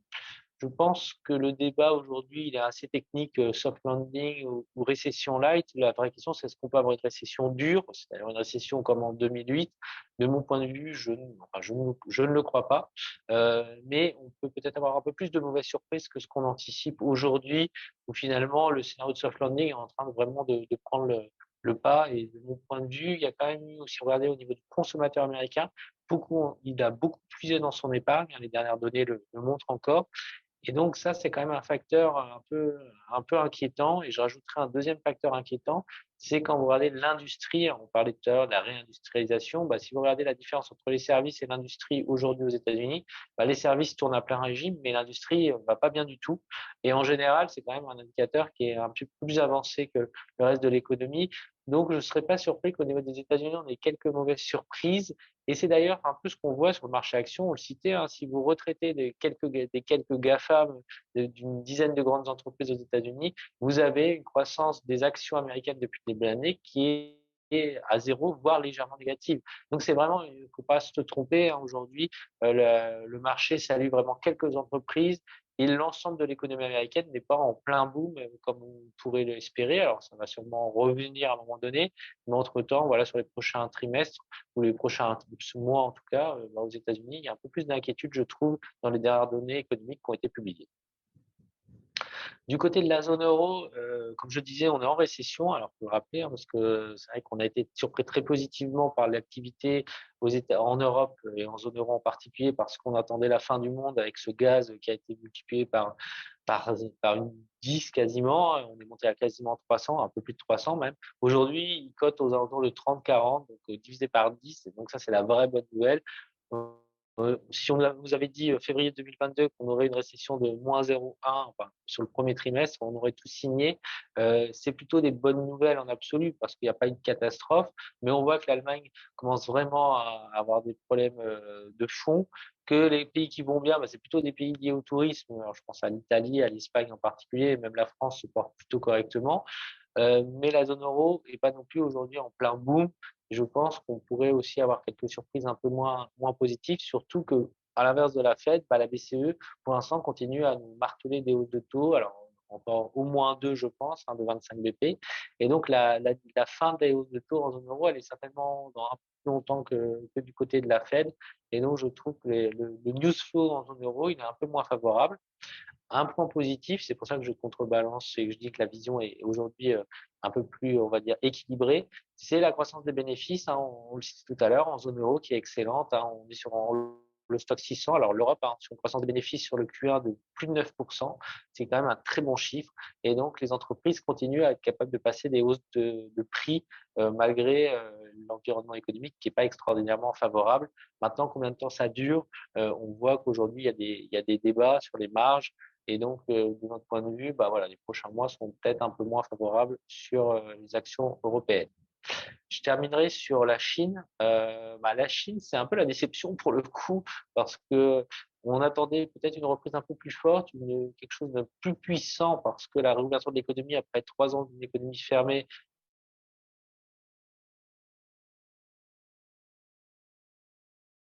essoufflé aujourd'hui, donc un rebond qui a été fort mais pas extraordinairement élevé. Alors peut-être par une volonté pour le coup des autorités chinoises de ne pas faire rentrer l'économie en surchauffe, ce qui était une bonne nouvelle. Mais par contre, derrière, ça commence un peu à se dégonfler et on voit qu'il y a des discussions sur des plans de relance en Chine, avec en particulier l'immobilier qui inquiète les autorités. Alors la chance des Chinois, c'est qu'ils ont une capacité d'intervention qui est extraordinairement élevée puisqu'ils n'ont pas baissé fortement les taux durant la crise du Covid. Ils n'ont pas réinjecté beaucoup d'argent pour relancer l'économie durant la période fin 2022, début 2023. Donc s'ils le veulent, ils le peuvent, contrairement à beaucoup d'autres pays. Mais pour l'instant, il y a une réflexion en cours et ça se matérialise, cette vision qui est quand même une petite déception, pour le rappeler, sur les actions chinoises qui ont des performances proches de zéro depuis le début de l'année, alors que quand vous regardez aux États-Unis, vous êtes à plus 11, plus 12, en Europe, c'est la même chose, et si on parle du Nasdaq, on est quasiment à plus 30. Donc la Chine, qui est quand même une vraie déception de mon point de vue, à la fois au niveau marché et au niveau macro. Et là, à l'inverse de ce que je disais tout à l'heure, je pense qu'on peut avoir des bonnes surprises parce qu'il n'y a pas beaucoup d'attentes. Et aujourd'hui, si les autorités annoncent quelque chose et que l'économie repart un peu de manière un peu plus forte, sur la Chine, on peut avoir des bonnes nouvelles, et je pense en particulier au marché action, après avoir beaucoup déçu, mais, et c'est le point le plus important, le catalyseur à ce retournement, ça serait une matérialisation au niveau des bénéfices des entreprises chinoises de cette amélioration. Et pour l'instant, cette amélioration macroéconomique qui est un peu faible finalement, elle se matérialise même pas dans les résultats des entreprises chinoises. Donc voilà sur les trois grandes zones. Habituellement, je m'arrête là. Je vais juste faire un petit point en 1 minute sur le Japon. On n'en parle pas forcément tous les jours. Il faut se rappeler que les actions japonaises aujourd'hui, c'est plus 20%. Quand vous regardez ça en yen, quand vous contrevalorisez en euros, c'est une performance un peu moins sympathique parce que le yen a eu tendance à se déprécier. Mais c'est une vraie bonne surprise avec une volatilité relativement limitée. Alors ça s'explique parce que finalement, la reprise économique en Asie, au sens large, ils en profitent, les Japonais en profitent. Et il y a un positionnement qui est en train de se revenir sur les actions japonaises de la part des investisseurs au niveau global. Et donc, c'est une bonne surprise et je trouve qu'il y a peut-être quelque chose à regarder aujourd'hui au Japon. Alors, même si, comme on disait, il faut regarder toujours le lien entre performance et réalité économique. Il y a une partie valorisation qui est à prendre en compte, mais la valorisation des actions japonaises n'est pas extrêmement élevée aujourd'hui. Et donc, il peut y avoir des bonnes surprises qui se poursuivent au Japon parce qu'une économie qui tourne bien, avec finalement des entreprises qui sont en train de produire des résultats et un positionnement marché qui est pas très long des actifs japonais. Donc voilà, une petite note sur le Japon parce que c'est une économie, une situation au niveau des marchés qui me semble intéressante aujourd'hui à suivre. Eh bien, merci. Merci pour ce tour. Alors moi, j'ai quelques petites réflexions à faire. Quand vous parlez d'une hausse de 11 à 12% des marchés américains, si vous enlevez les GAFAM, on est plutôt à 2 ou 3%. Et c'est pour ça que le Nasdaq monte fort, parce que les GAFAM ils sont aussi représentés. Avec cette histoire du gaz, alors bon, ça n'engage que moi, mais moi j'ai l'impression que depuis le début, on nous a pris pour des jambons avec cette histoire du gaz et qu'on a plus payé un problème technique, de calcul de prix, de manière dont façonner le prix. Même si on a pu avoir un petit peu peur au début, quand on ne savait pas trop à quelle sauce on allait être mangé. Mais en fin de compte, du gaz, il y en a autant qu'on veut dans le monde. Bon, alors, ça aurait été un peu plus compliqué de l'acheminer, un peu plus cher. Mais le souci, c'est vraiment pas ça. Et ce qui me donne envie de dire que j'ai un peu raison, c'est que le gazoduc, il a été détruit par les Ukrainiens à 9 chances sur 10, c'est ce qu'on entend à peu près partout, et qu'ils ne l'ont sans doute pas fait avec la bénédiction des Américains, mais si les Américains leur avaient interdit de le faire, ils ne l'auraient pas fait. Donc, voilà un petit peu pour ça. Donc, l'énergie, c'est vraiment quelque chose de particulier. Et je pense que d'ailleurs, assez rapidement, dans 6 mois ou 1 an, il y aura des réunions en Europe pour appréhender le prix de l'énergie différemment. Quand vous lisez un petit peu ce qui s'est passé sur EDF, et j'ai envie de dire, là, pas la faillite, parce que ça n'en est pas une, mais si l'État n'était pas là, ça en serait presque une. C'est aussi par rapport à des questions juste législatives, de prix auxquels ils produisent, de prix auxquels ils vendent et des choses comme ça. Donc, voilà un petit peu pour réagir à chaud. Après, sur la réalité des marchés, sur leur évolution future, là, on va passer la parole à Bruno. et on va voir un petit peu ce que lui en pense, ce qu'eux en pensent dans sa société de gestion. D'abord sur ce qu'on a vu depuis un petit peu les 2-3 derniers mois, ou même depuis le début de l'année si vous voulez, et de ce à quoi on peut s'attendre pour les 6 prochains mois. Écoutez, nous déjà, on a trouvé que les 3 derniers mois ressemblaient beaucoup d'hier années. C'est-à-dire qu'on a tendance quand même toujours à vouloir survendre la peur et à coller ça à tout le marché. Vous avez raison de le signer pour le gaz, mais finalement, le gaz, c'était le gaz. Aujourd'hui, c'était les banques. Il y aura toujours quelque chose. Indépendamment des tripes pour des jambons sur le gaz, ce qu'on peut constater avec certitude, c'est que pendant 2 mois, on nous a dit qu'on aurait pu produire, qu'on ne serait pas chauffé. Et lorsqu'on vous a expliqué que les réserves de gaz en Italie, en Allemagne et en France avaient été atteintes avec 3 mois d'avance, ça a pris 2 lignes dans les médias. Donc en fait, vous avez une information anxiogène qui est surtraitée et une information rassurante qui est complètement éclipsée. Cette année, on a connu après la même chose. Il y a un vrai problème sur l'évaluation du marché. C'est-à-dire que le marché européen et français est particulièrement cher, mais avec à l'intérieur des valeurs qui sont excessivement chères et d'autres qui ne sont pas regardées. La visibilité et la croissance est aujourd'hui excessivement chère. Ce sont entreprises qui sont de très belles entreprises, qui sont très bien gérées. Vous parlez tout à l'heure d'immobilier.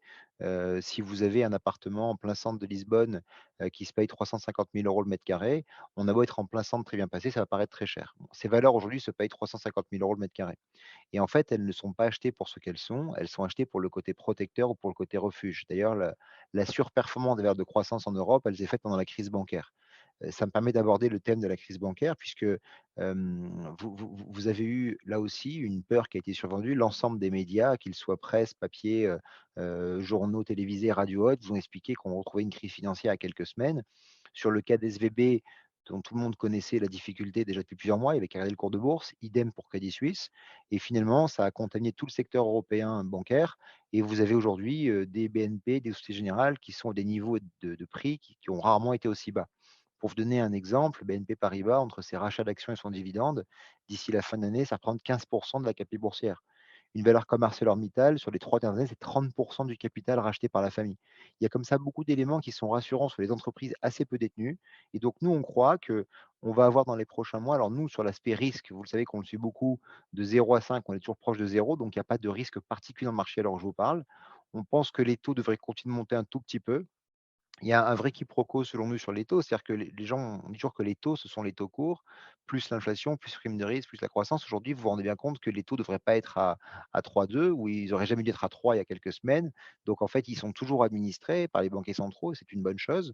Mais pour nous, les niveaux normaux des taux 10 ans en France seraient plutôt autour de 3,20, 3,30, voire 3,40. Donc il y a encore un petit chemin à faire. Et d'ailleurs, ça mène à dire une chose, c'est que ces valeurs de croissance, on ne peut pas valoriser ces valeurs avec des 3 à 3,5 comme on le faisait les taux à zéro. Donc ça les a rendus encore plus chers.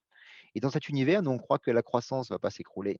On pense que oui, on est sur un ralentissement important, qui a été d'ailleurs voulu et organisé par les banquiers centraux pour juguler l'inflation, en tout cas une partie de l'inflation, et que malgré tout, les entreprises aujourd'hui ne sont pas structurées et gérées comme elles l'étaient par le passé. Elles sont beaucoup mieux gérées, elles délivrent beaucoup plus de résultats et elles s'adaptent surtout beaucoup mieux aux différents cycles économiques. Et donc, je crois qu'aujourd'hui, on est en effet parti sur un cycle pour certaines entreprises peu détenues extrêmement bénéfiques. Je pense notamment à des valeurs plus cycliques, plus industrielles et plus financières. Les banques en Europe aujourd'hui sont très très peu chères, avec en plus des dividendes extrêmement intéressants. Et sauf risque particulier, ce qu'on surveille évidemment tous les jours, probablement lié peut-être à l'endettement qui sont assez colossaux. Nous, on est très confiants. On a une exposition dans notre fonds qui peut être investie de 0 à 100% d'actions. On est exposé à 75% d'actions. On est plutôt des fourchettes hautes d'investissement. Et puis, il y a un facteur qui est extrêmement intéressant. Je n'ai pas le graphique pour le montrer sous les yeux, mais je vais vous le commenter très rapidement. Toute la hausse du marché de ces derniers mois, elle s'est faite sans investisseurs. C'est-à-dire que si vous prenez les portefeuilles des différents clients, des différents fonds diversifiés autres, les gens n'ont rarement été aussi peu investis. Ce qui nous a un côté extrêmement rassurant, ça veut dire qu'en fait, on va avoir des acteurs qui vont courir dans le marché, parce que quand le marché est à 12-13% et que vous n'êtes pas investi, ça devient compliqué de tenir des positions. Et d'ailleurs, c'est un peu le débat qu'on a vu plusieurs fois dans votre émission. Quand on veut faire du tactique sur les marchés, quand on sort, c'est très difficile de revenir. Parce que souvent, les raisons qui font sortir sont celles qui font rentrer inversement. Donc, c'est compliqué d'être cohérent et d'avoir une vraie discipline de travail. Nous, on considère qu'on a un gros chemin à faire. C'est simple, hein, sur les 20 titres qu'on a en portefeuille, on a un potentiel de l'ordre de 25 à 30%. On parle souvent de Valeo, mais on peut aussi parler d'Infinion. Une boîte comme Infineon qui a revu ses résultats, ses marges et ses perspectives de croissance pour toute l'année 2023, il y a quelques jours déjà. Mercedes, pareil. On a comme ça beaucoup d'entreprises qui sont extrêmement bien gérées, qui ont des prix très attractifs et qui sont assez peu détenues, contrairement à des valeurs de croissance qui, elles, sont dans tous les portefeuilles et qui nous paraissent à des prix très excessifs. Alors, je vais vous arrêter là, Bruno, parce qu'on est en train de dévier un petit peu Oui, excusez-moi. sur la présentation du fonds. On va demander à Maël de conclure un peu sur ce point marché, sur les différentes choses qui ont été dites, et ensuite on revient à vous pour le fonds. J'ai trouvé que c'était un peu pessimiste quand même, ce point marché. Mis à part le Japon, c'était un peu la cata partout. Donc, je ne suis pas aussi noir dans ma vue. Ma vision un peu des marchés. Moi, encore une fois, ma maigre analyse, c'est de dire que là, les taux, ils ont quand même bien monté. Ça commence à se stabiliser. Moi, j'anticipe on en a déjà parlé à plusieurs reprises hein, dans les différentes émissions. Moi, j'anticipe une baisse des taux en début d'année prochaine, fin d'année, début d'année prochaine, pour relancer un peu certains secteurs. Je ne donnerai pas de nom de secteur, mais on en parlera dans 15 jours, si j'ai bien compris, pour relancer certains secteurs et puis redonner un peu une dynamique sur les marchés. Le côté positif, c'est les différents points, les différents axes de création de croissance que je trouve hyper intéressants. Et puis, mine de rien, le marché il est quand même hyper dynamique. Ça bouge quand même beaucoup. Donc, les États-Unis, ils ont eu le plafond de la dette, ils se sont mis d'accord comme à chaque fois. Donc, ça a baissé, paf, c'est reparti. Donc, ça, c'est réglé. Il va y avoir, en Europe, on n'a pas d'élection prochainement. Donc, je ne vois pas pourquoi on aurait de problèmes. Et puis, la Chine, ils ont plein de cash, ils ont plein d'argent. Donc, ils aideront Mais leurs tout le monde différentes a plein entreprises. d'argent. Mais tout le monde a plein d'argent. Bah, on n'en a pas, mais on arrive à en créer facilement. Mais là, pour le coup, la Chine, ils ont beaucoup d'argent. Donc, ils vont arriver les Américains, ils en ont beaucoup, mais ça leur pose un problème tous les 4 ans. Quoi. L'argent, il n'est peut-être pas au bon endroit, il n'est peut-être pas là où il faut, il n'est peut-être pas réparti comme il faut, mais en fin de compte, il y en a beaucoup partout et il y en a même peut-être trop partout. Et c'est d'ailleurs pour ça qu'on a souvent des problèmes et des changements. Merci beaucoup, Maël. On vous a gardé un petit peu plus longtemps que prévu.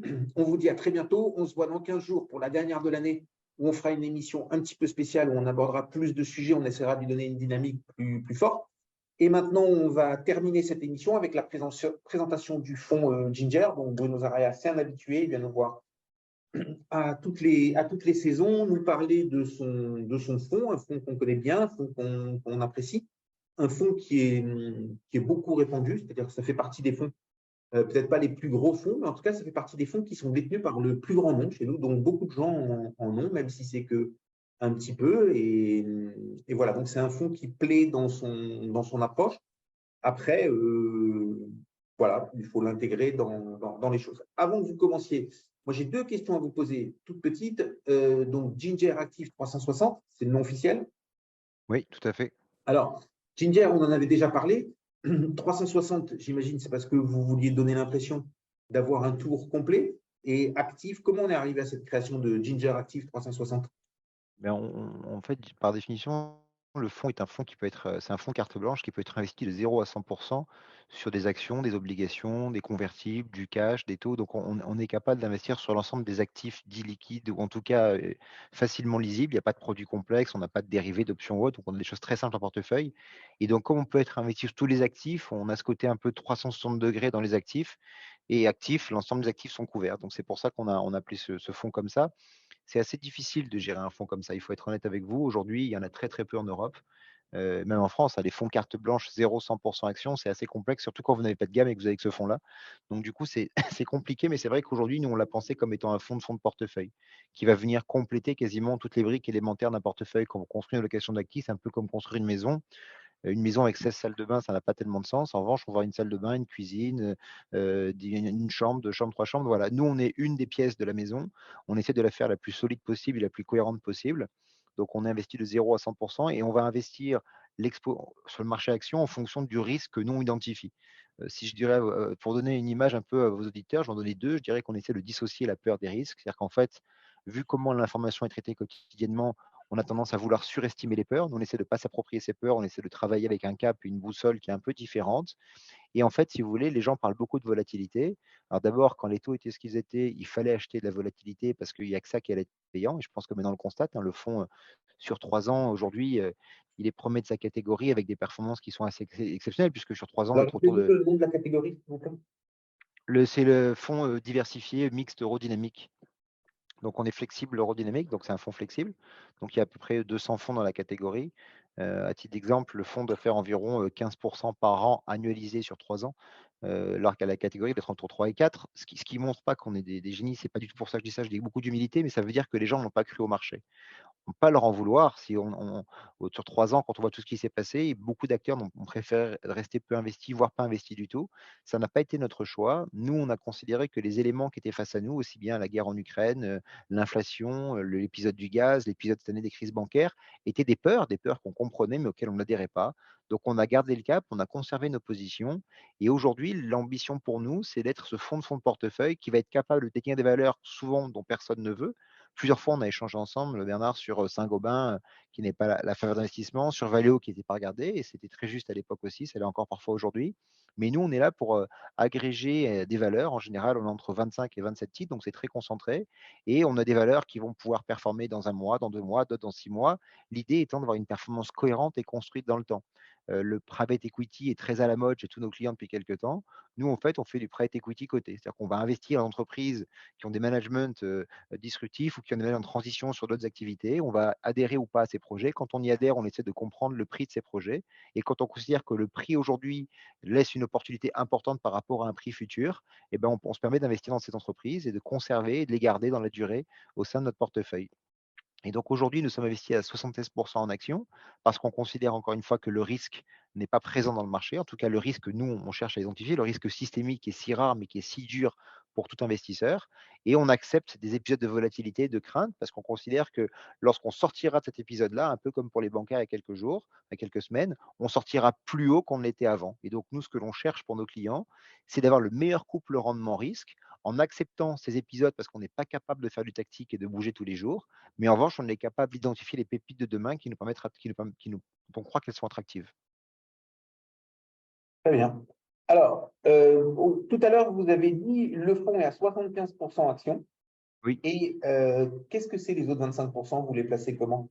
Les 25% aujourd'hui, c'est uniquement en taux, donc en emprunt d'État européen, italien et portugais. Pourquoi on est sur les taux et pas sur les obligations corporate? On pourrait acheter une obligation Saint-Gobain, comme certains le font, Daimler, Danone ou autres. On considère que ces obligations sont très détenues. On le voit d'ailleurs avec le nombre de fonds qui sont créés, que les opportunités ne sont pas flagrantes. On préfère avoir l'action Saint-Gobain que son obligation. Et nous, on considère que les taux doivent encore monter un tout petit peu, donc on est extrêmement vigilant pour ne pas perdre d'argent sur cet actif-là. On fait du portage de 3 ans, ce qui nous permet d'avoir en gros sur 3 ans entre 3 et 4% par an sur ce cash-là, sans prendre le moindre risque. Pourquoi vous dites sans prendre de moindre risque? Si demain, il monte les taux de 0,25, ça automatiquement, mécaniquement, ça va un peu baisser, non? Oui, tout à fait, mais c'est pour ça qu'on est sur du portage. En fait, on va prendre par exemple une obligation italienne sur 2 ans et demi et on sait qu'on va on va la garder jusqu'à maturité. Donc l'obligation bouge dans le portefeuille, il y aura un peu de volatilité, mais on sait que sur les 2 ans et demi, on aura entre 3 et 4% de performances qui seront faits parce qu'on a la visibilité sur les capacités à conserver cette ligne-là qui sont des lignes très minoritaires dans le portefeuille. Et donc on est vraiment en portage, si vous voulez. Contrairement à une stratégie active de dire on veut bouger tous les jours et profiter de la courbe des taux.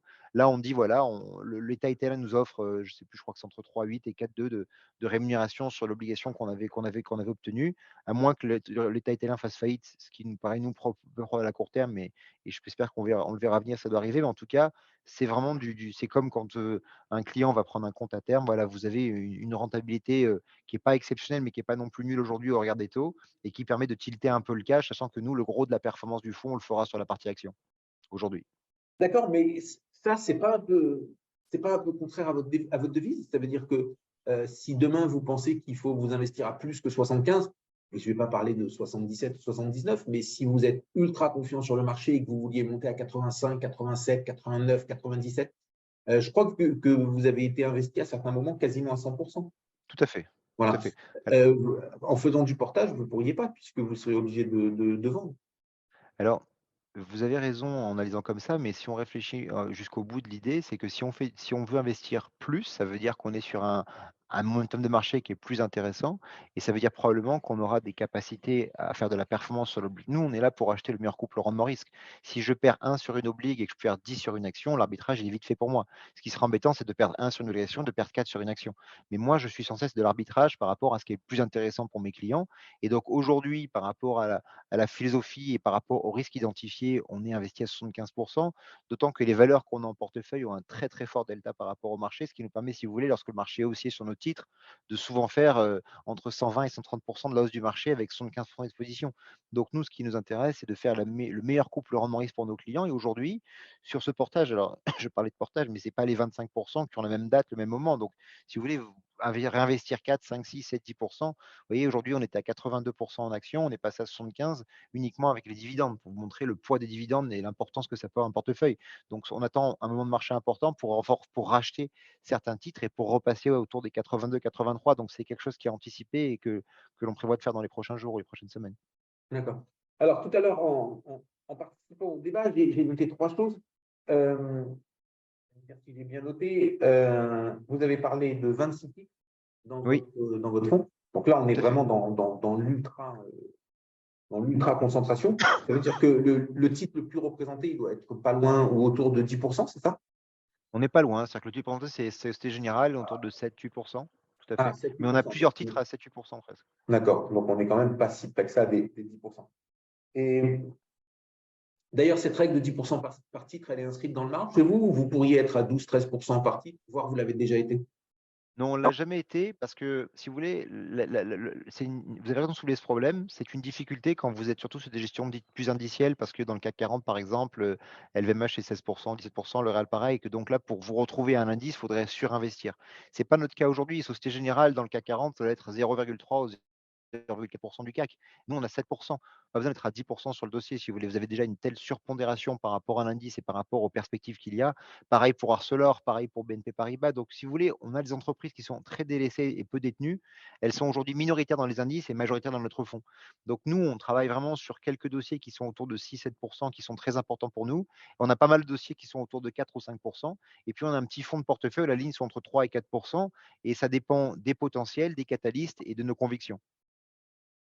D'accord. Et donc, dernière fois qu'on avait fait un point, vous étiez très, très favorable à l'univers des banques. Vous avez même beaucoup publié là-dessus, vous avez beaucoup expliqué, vous avez même, peut-être envie de dire, évangélisé pour ce retour que les banques allaient maintenant manger leur pain blanc.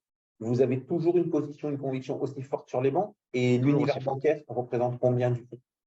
Toujours aussi forte. On est resté, le lien en cash, c'est environ 27% du portefeuille. Pardon, j'ai Sur pas entendu. principe, 27% du 27%. portefeuille, sur 5 titres, à savoir Société Générale, BNP, ING, Intesa et BBVA. Ce sont des titres qu'on aime beaucoup, qui nous ont énormément rassurés dans leur communication des résultats au premier trimestre. C'est déjà le cas l'année dernière, mais enfin BNP, c'est sur un rythme de quasiment 12-13 milliards de résultats par an, c'est colossal.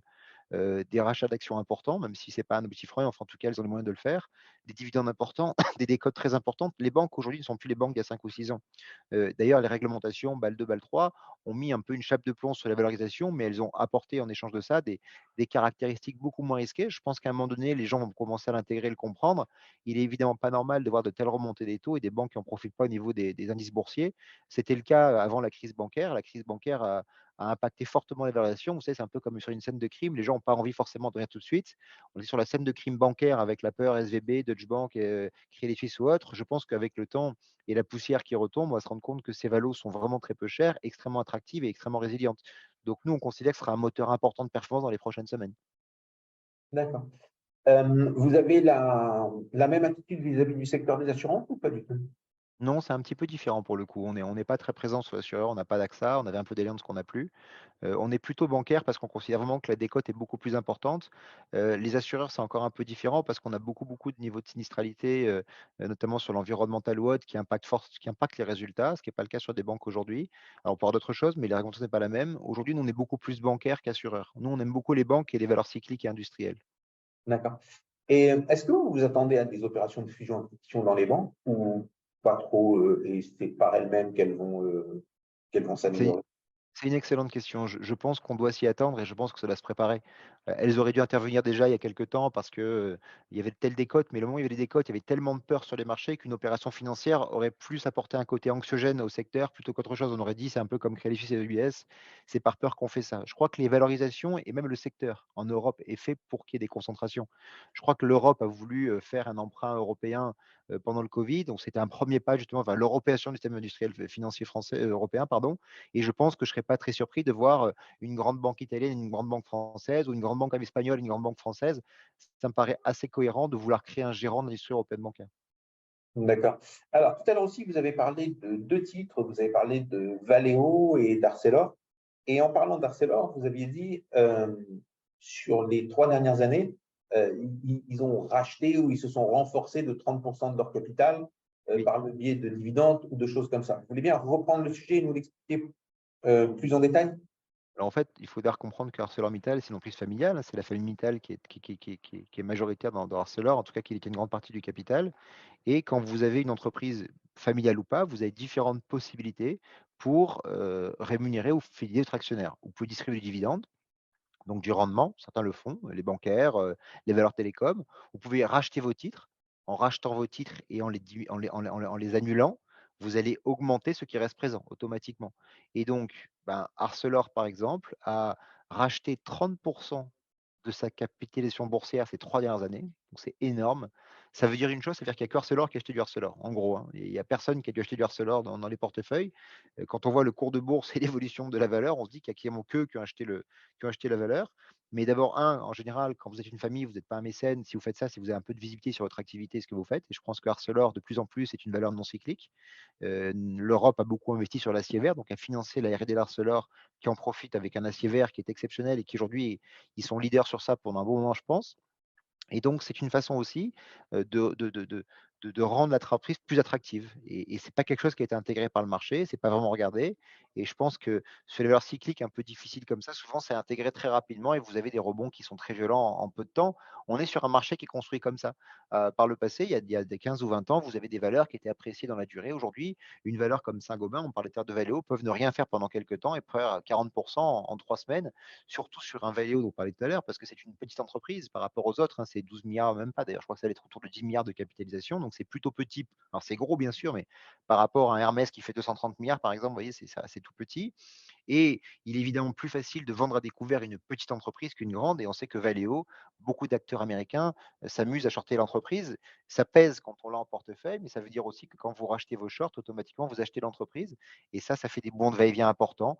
Nous, on l'a en portefeuille, on l'aime énormément. Elle annonçait ses résultats qui étaient très bons il y a quelques semaines, avec en plus un carnet de commandes plein jusqu'en 2025. Alors après, on peut ne pas croire au carnet de commandes, mais en tout cas, nous, on a décidé d'y croire parce qu'il y a des éléments qui sont factuels qui nous permettent d'y croire.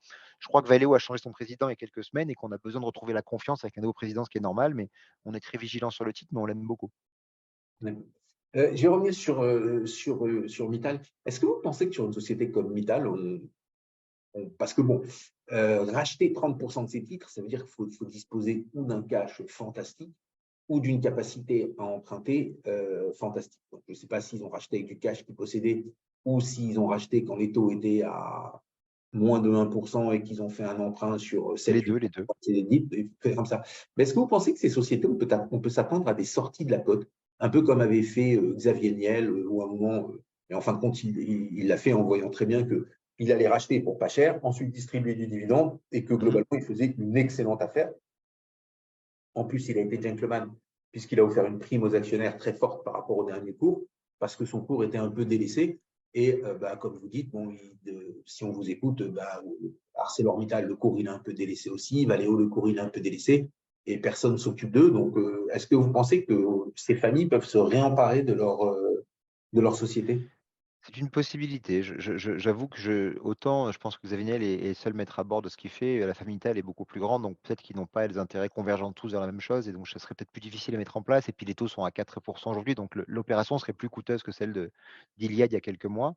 Je pense que c'est une possibilité, moins sur un Valeo, plus sur des small et micro caps où le private equity était tellement cher que ils se sont tournés vers le côté mais micro-entreprise parce qu'il y avait beaucoup d'intérêts et beaucoup d'entreprises qui étaient délaissées.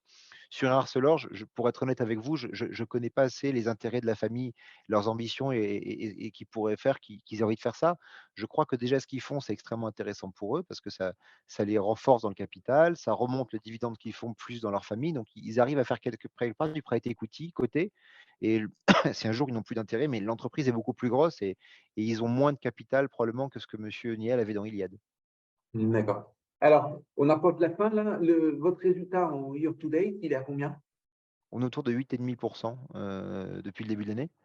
Et par rapport à votre catégorie, vous êtes, ça me paraît un très bon résultat. Donc, est-ce que vous êtes premier? Est-ce que vous êtes dans le premier quartile?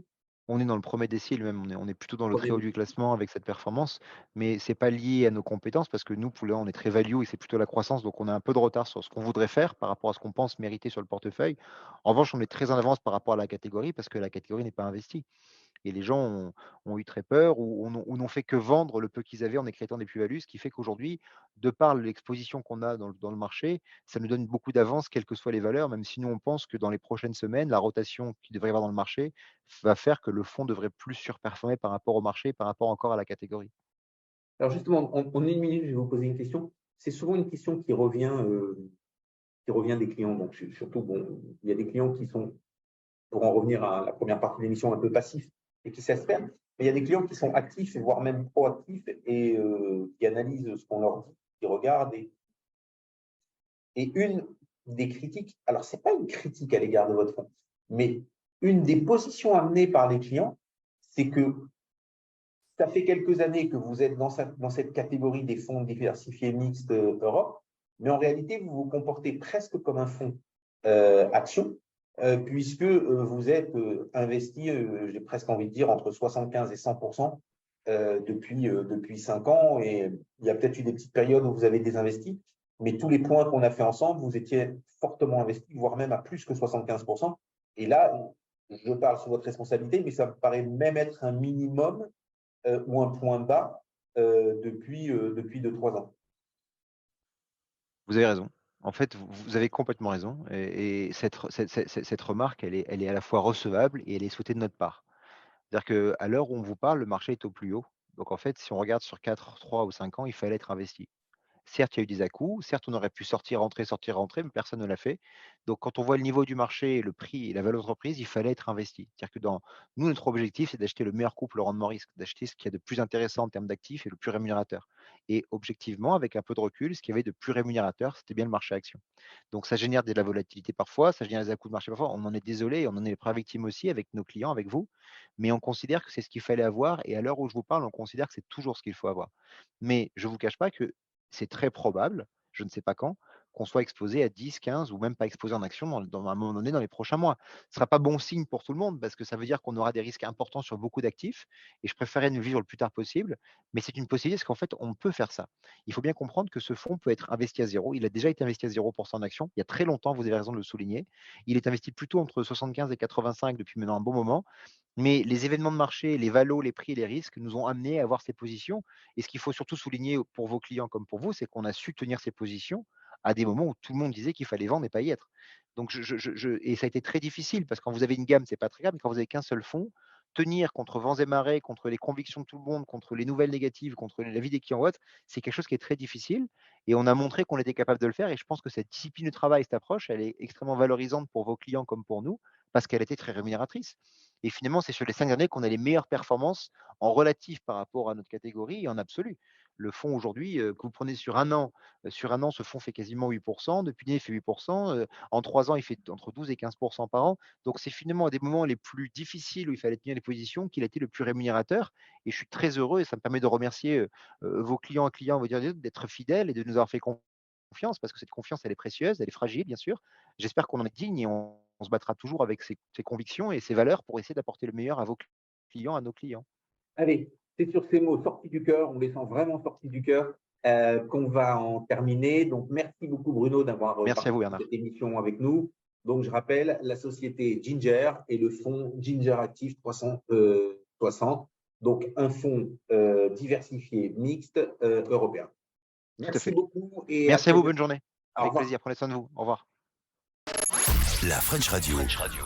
Portugal.